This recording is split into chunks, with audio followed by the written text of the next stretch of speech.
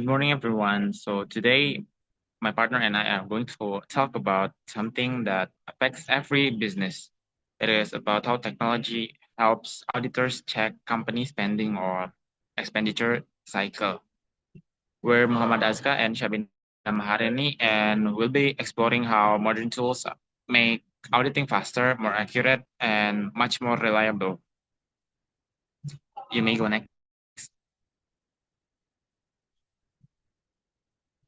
Sorry.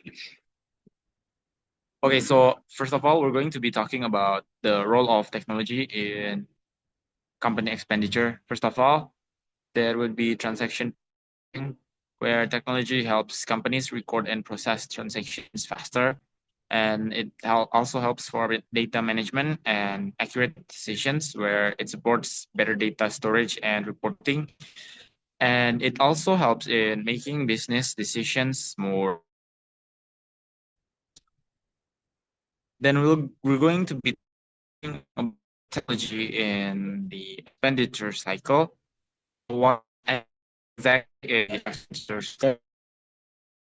Related to buying goods or services, and technology makes this whole process much more efficient. Instead of filling out forms manually and waiting for the approvals, companies can do everything digitally. So the key functions would be summarized as used in buying goods and services and making payments. Also make procurements more, and is it reduces human error in records.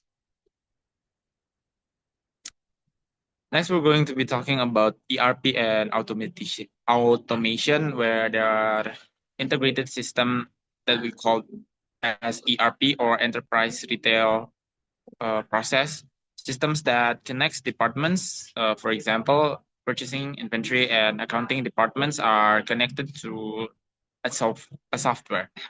Then we have centralized data, where all data is stored in one place, and there are also interconnected risks. Where if there is one error, it can affect many departments. This is also a disadvantage for the technology implementation. Next, there are the audit objectives. The auditors of the spending cycle would be checking whether there are the whether companies' assets are protected, information is reliable and timely, error remediation, and there are also a job to ensuring data integrity. Then there are two types of controls in expenditure cycle. The first one would be general controls or IGC. It's a overall system rules. Then there are the second one, which is applications control, where it is a control side system. Next slide would be presented by my friend Shabina.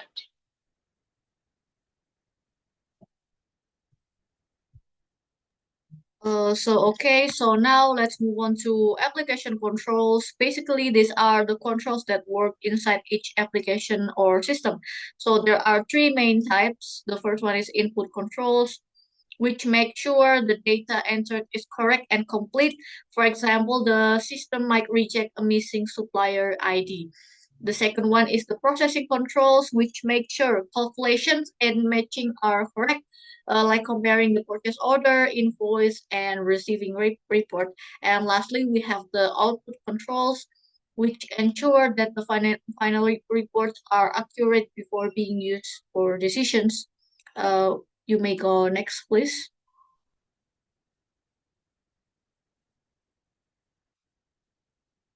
Okay, next let's talk about why auditors test controls or and when they do substantive testing.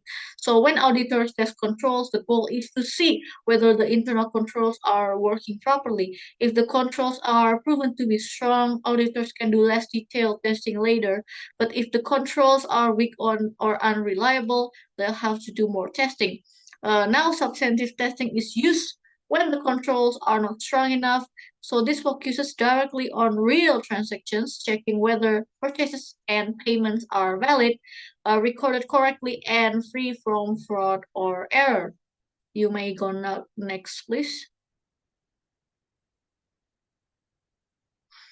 Okay, to make substantive testing easier, auditors now use technology, specifically software known as computer assisted audit techniques or CAATS.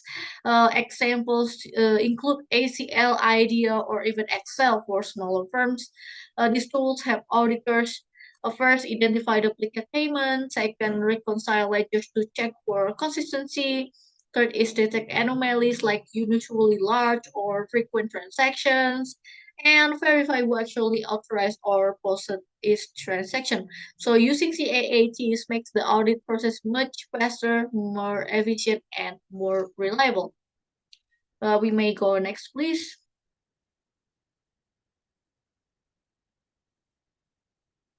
So here's a quick question for everyone. So our questions is, what could happen if there's no data matching between the purchase order, invoice, and receiving report?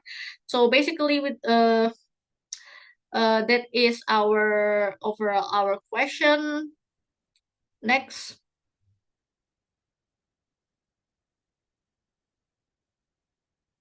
And that's all from our presentation on technology's role in expenditure cycle auditing.